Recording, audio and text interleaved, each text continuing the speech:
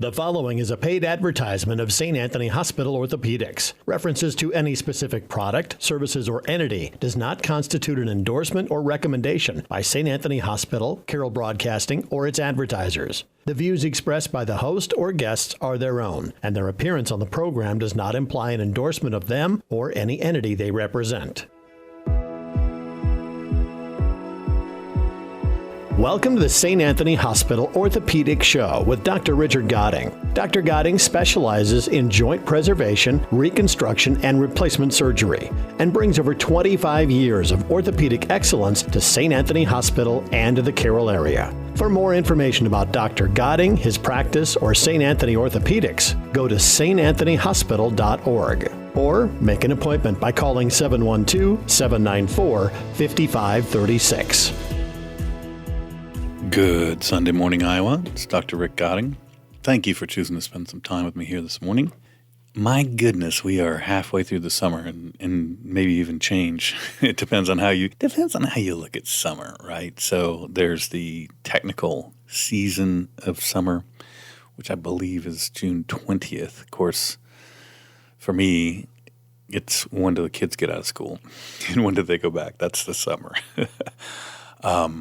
And, of course, I'm clocking down. If you've been listening, my oldest is heading down to Mizzou. 5 weekends. I have 5 weekends left with this little child that I have spent every single day with pretty much since she was born. And it's really, yes, I know people get through it. It's definitely tough. I have to say this first one will be tough. And I think I have two daughters. I think the second one will be tough as well, and my wife and I, we'll just kind of be sitting there looking at ourselves that day she goes off to college and be like, oh, well, okay, now, now what? But I recognize it's just that next life stage. I mean, it's interesting because I think you don't realize, well, I know you don't realize, when you're heading off to college. I certainly didn't spend a lot of time thinking about the impact. So I lived alone with my mom when I was in high school. The impact that it had on her is like, probably even bigger because at the time she was not married and I was just out and it was different. So back then, everything's very different now, of course. I mean, they have these big, I'm sure all the schools do. Mizzou, I've heard now that Iowa has the same kind of thing. Big orientation weekend, the parents go, and there's all this information given across. And, we got a letter in the mail, told us where we needed to be and when, and we registered. I drove up there once during the summer to register, and I think I spent a couple hours. And then we just moved in. And, of course, I lived in a fraternity house at Oklahoma State. You would move right into the fraternities. I don't know where they do that and where they don't do that, but that's how we did it. And, of course, it was much cheaper because I could work in the kitchen at the fraternity, and then that was half price for your room and board. But anyway, I digress. But the point is there's just so much more structure. I guess that's how life is anyway, I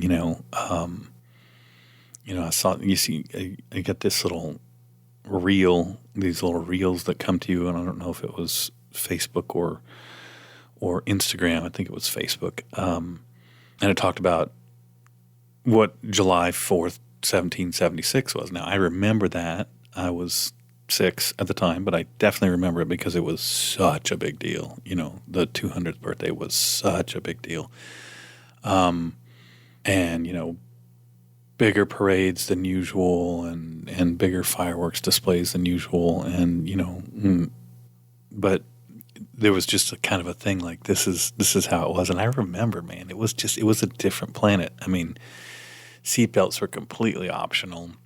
Playground stuff that would never pass the safety inspections now were just on every playground. There's big metal animal swings that you would get on like a horse. And they were huge and heavy, and boy, if you stood in front of one, you could get knocked right out. Just it's interesting because it's of course it's better now that we have kids in seatbelts and car seats rather than on your lap in the car, right? And it's it's absolutely 100% better that you don't sit in an airplane and somebody's smoking a cigarette next to you like when I was 6.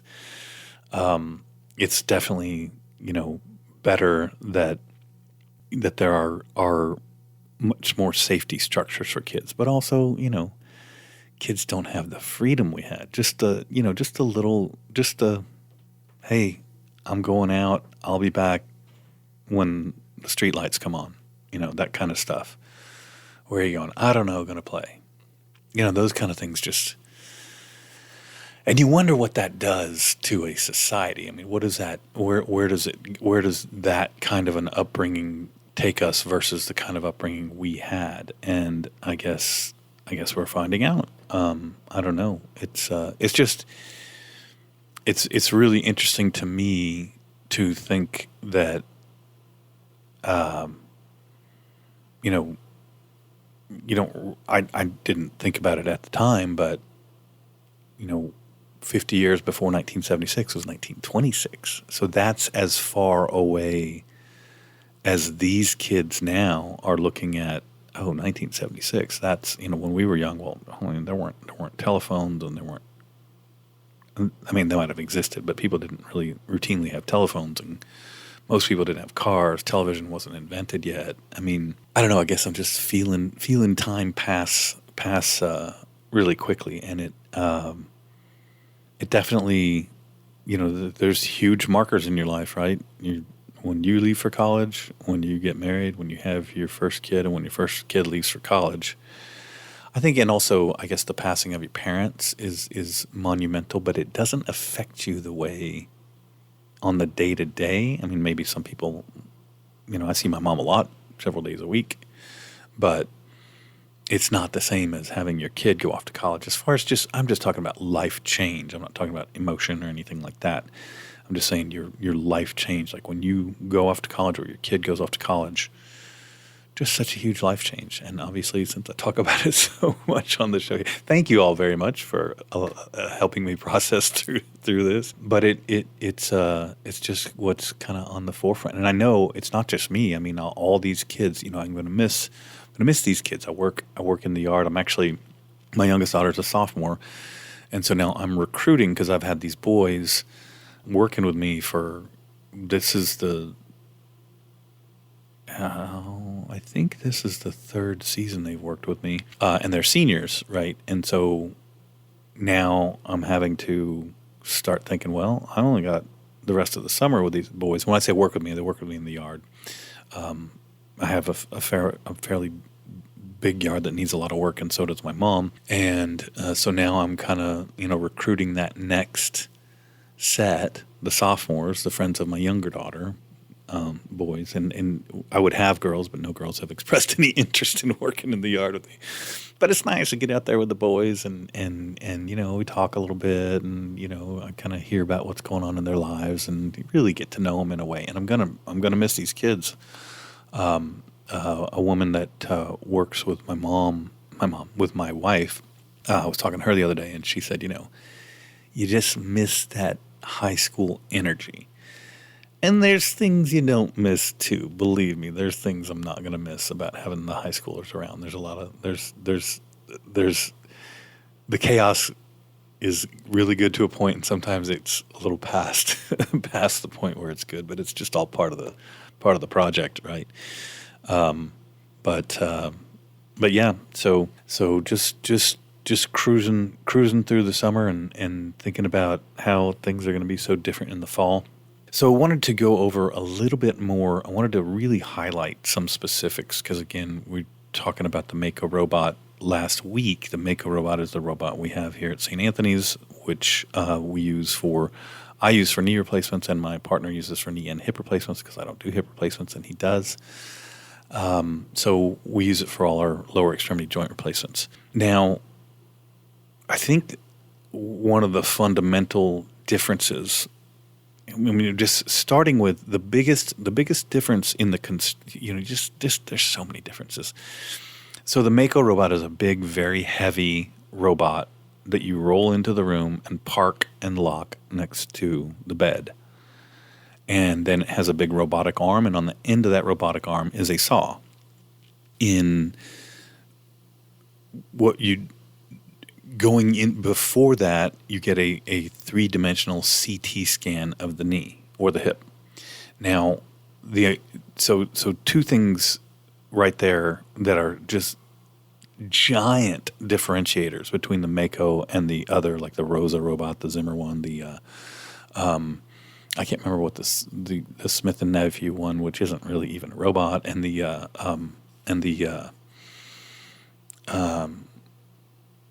Johnson Johnson one. They are mostly attached to the bed, so just from that framework there's a little bit less stability there, in my opinion. They work off X-rays instead of CT scans. So there's 100%, not 100%. It is 100% certain that they are working with less information about the fine details of the knee anatomy for that particular patient. There's just, I don't know how many thousands of times more information in a CT scan, a three-dimensional CT scan. So a three-dimensional CT scan, you can rotate it and look at the knee in any dimension and look at it as if it's floating out in front of you on that computer screen, whereas an X-ray is a front view and a side view. So there's just tremendous amount more information about the surface of the knee, little intricacies about like that. So those are two huge differentiators. One is that it's a big, heavy machine that has a robotic arm attached to it, and the other is that we're using a 3D CT scan. Now, some of the quote-unquote robots don't even really have a robotic arm. It's just the surgeon is freehanding the burr to make some cuts instead of a saw, and they're being freehanded with the complete instrument in the surgeon's hand. So I don't know how it can even be called robotic. I don't know that anybody's really challenged them on it, because what's the point? But it's really not robotic. It doesn't have it by the definition of what robotic is. It's just not.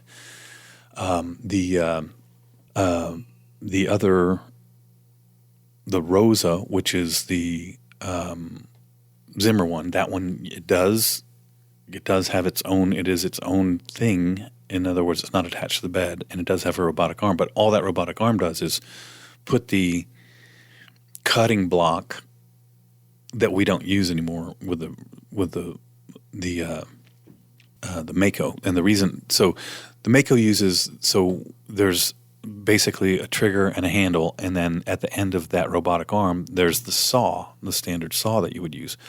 Well, that saw is attached to the robotic arm on the Mako, and it's the only one. And the reason is because they had the patent on that. So none of the other ones can have a saw attached to the robotic arm.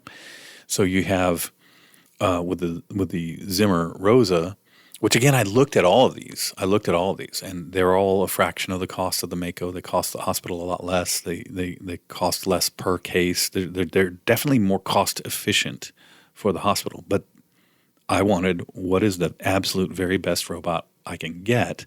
And I looked at them all, and I did demonstrations of them all, and it was just clear cut. It wasn't, in my opinion, there wasn't even any real competition. Anyway, I'm just giving you my opinion, and I think it's reflected in the cost. I mean, the Mako costs about $1.5 million, and the Rosa costs about $400,000. So there's a huge difference in the price. So obviously, there's reasons that different institutions are getting different ones.